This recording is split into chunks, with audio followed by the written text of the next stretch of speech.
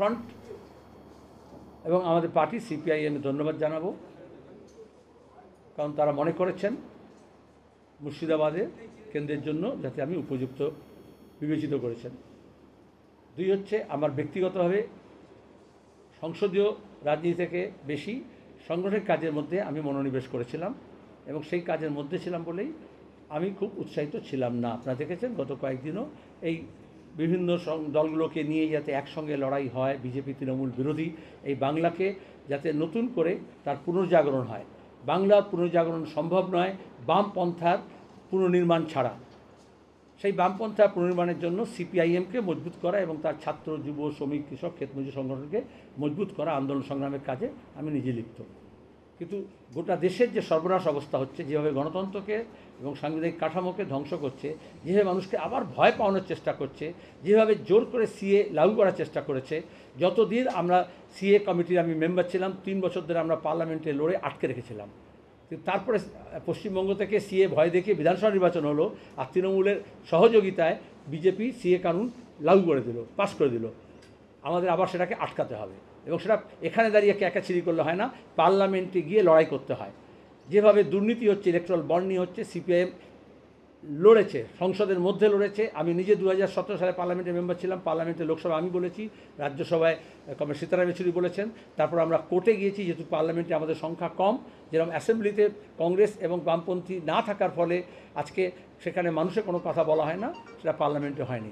সুতরাং আমার অনেক মানুষ, শুধু বামপন্থীরা নয়, শুধু বামফ্রন্ট নয়, আমি ধন্যবাদ জানাবো কংগ্রেস দলকেও, কারণ তাদের দিক থেকে এটা ছিল প্রস্তাব।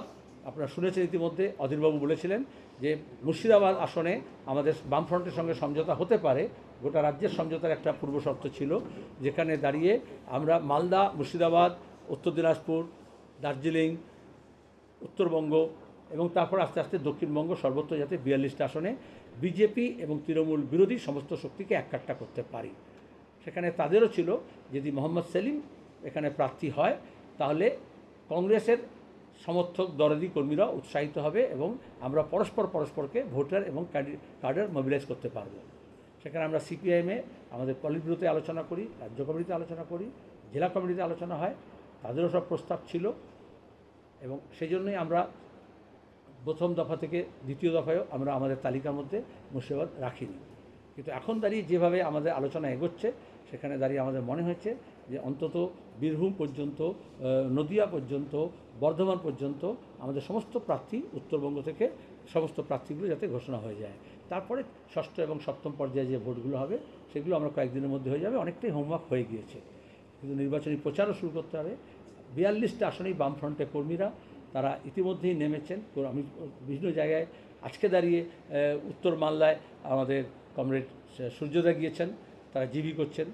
দক্ষিণ মালদায় কালকে কমরেড বিমান বসু যাবেন, সেখানে দাঁড়িয়ে তারা সাধারণ সভা করবেন। কমরেড সুদীপ ভট্টাচার্য থেকে আরম্ভ করে আমাদের সেক্রেটারি মেম্বাররা সমস্ত জায়গায়। আজকে সুজন চক্রবর্তী তমলুকে আছে। এরকম আমরা আমাদের গোটা রাজ্য জুড়ে যেখানে প্রার্থী ঘোষিত হয়েছে, যেখানে প্রার্থী ঘোষিত হয়নি, আমাদের সাংগঠনিক প্রস্তুতি আমরা গত নভেম্বর থেকে তিলে তিলে গড়ে তুলেছি। এখনও যেখানে ফাঁক ফোকর আছে সেটাকে যেমন আমরা ভরাট করছি, এখনও যেখানে কিছু দুর্বলতা আছে, যেখানে ঐক্য নির্মাণে কিছুটা সমস্যা আছে, সেগুলোকে আমরা কাটাতে চাইছি। মানুষ চাইছেন গোটা দেশ থেকে বিজেপির দুর্নীতিগ্রস্ত জায়গা থেকে তাকে অপশাসন শেষ করা এবং এ রাজ্যে তৃণমূলের থেকে মুক্তি পাওয়া। সে কাজটা বিজেপি এবং তৃণমূলের মধ্যে রাজভবনের বৈঠক শুধু নয়, আজকে পরিষ্কার হয়ে যাচ্ছে যে কীভাবে তারা একসঙ্গে যোগসাজশে কাজ করছে। যাই বিজেপি তাই তৃণমূল, তার বিরুদ্ধে নতুন লড়াইয়ে আমরা নেমেছি। এই জন্য আমাকে প্রার্থী হতে হয়েছে। আমি বললাম আমি আজকেই মুর্শিদাবাদের মানুষের জন্য কি বার্তা থাকে? গোটা রাজ্যের মানুষের কাছে যে বার্তা, মুর্শিদাবাদ মানুষের কাছে সেই বার্তা। যখন নির্বাচনী প্রচারে যাব সেখানকার স্থানীয় বিষয়গুলো বলবো। আমাদের মুর্শিদাবাদের একটা ঐতিহ্য আছে, মুর্শিদাবাদে একটা আমাদের নিজস্ব সাংস্কৃতিক ধারা আছে, আমাদের একটা মিলনধর্মী সংস্কৃতি আছে, সেটাকে শেষ করে দিচ্ছে আরএসএস বিজেপি। সুতরাং সাম্প্রদায়িকতার বিরুদ্ধে লড়াই। তৃণমূল একেবারে শুভেন্দুর নেতৃত্বে ওখানে লুটপাটের সংস্কৃতি চালু করেছে, জোর করে পঞ্চায়েত তৈরি করেছিল তৃণমূলের নেতা হিসেবে। এখানকার প্রশাসন পুরো ভেঙে পড়েছে, সেখানে প্রতি সময় মিথ্যা মামলা করা হচ্ছে বিরোধীদেরকে। আর তার সঙ্গে মুর্শিদাবাদের উন্নয়নের কথা, উন্নয়নটা দিল্লি থেকে লড়ে নিয়ে আসা এবং একটা শর্ট টার্ম লং টার্ম এবং মিড টার্ম ডেভেলপমেন্ট, যাতে মুর্শিদাবাদ তার নিজস্ব হৃতগৌরব ফিরে পায়। এবং অধীরবাবু এবং মোহাম্মদ সেলিম তারা সংসদে দাঁড়িয়ে অন্যান্য বামপন্থী এবং কংগ্রেসের যারা প্রার্থী আছেন, যারা জয়ী হবেন এবং আরও যে শক্তি আমাদের সঙ্গে আসবে, তাদের সবাইকে নিয়ে আমাদের রাজ্যের হয়ে ওকালতি করা, অ্যাডভোকেসি করা এবং সেখান থেকে দাবি নিয়ে আসা। মুর্শিদাবাদে গঙ্গা ভাঙন রোধ করা, পুনর্বাসনের দাবি করা, পরিযায়ী শ্রমিকের স্বার্থ দেখা এবং ভবিষ্যতে যাতে পরিযায়ী শ্রমিক না হয়, আমাদের ছেলেপুলে যাতে এ রাজ্যে দাঁড়িয়ে কাজ পায় এবং শিক্ষা ব্যবস্থা ওখানে ঢেলে সাজানো, তার সঙ্গে দাঁড়িয়ে যত যাব মানুষ যে যে কথা বলবেন সেসব কথাগুলো আমরা তুলে ধরবো। ঠিক আছে।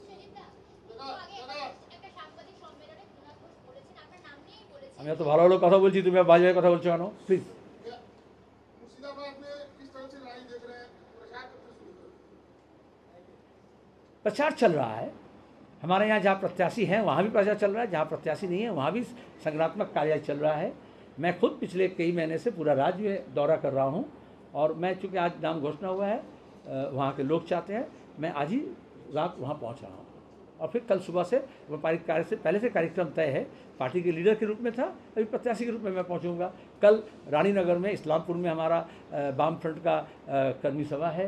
उसके बाद फिर सागरपाड़ा जो है तुम्हारा जलंगी में, वहाँ 2 विधानसभा क्षेत्र में हमारा है कर्मी सभा। इससे पहले मैं हरिहरपाड़ा कराया हूँ, डोमकल कराया हूँ, भगवान गोला कराया हूँ, उस करीमपुर में कुछ मीटिंग करके आया हूँ।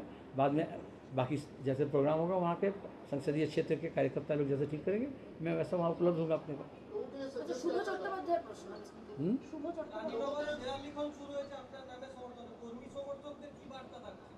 তোমার তো একটা ভিজুয়াল দেখানো উচিত ছিল, কিন্তু তারা চাইছে, আমি যেটা বললাম, কর্মী সমর্থক তার বাইরে দাঁড়িয়ে অন্যান্য দলের কর্মী, এমনকি তৃণমূলের, কংগ্রেসের তো বটেই, যারা বামের সঙ্গে নেই এমন সংগঠন, সামাজিক সাংস্কৃতিক রাজনৈতিক সংগঠন, সবার আমার আহ্বান ছিল আমার কাছে বা অনুরোধ ছিল যে আপনি একবার মুর্শিদাবাদে আসুন।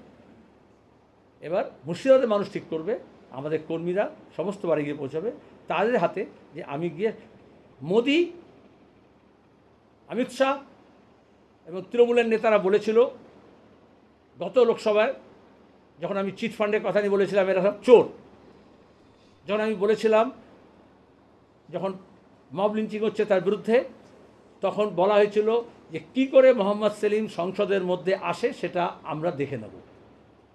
আমি বলেছিলাম যদি সংসদে বলতে না দাও আমি সড়ক থেকে বলবো। এবার মুর্শিদাবাদের মানুষ ঠিক করবেন আমি সড়কের কথা সংসদে পৌঁছে দিতে পারবো কিনা। ঠিক আছে। মুর্শিদাবাদ কেন্দ্রে আইএসএফ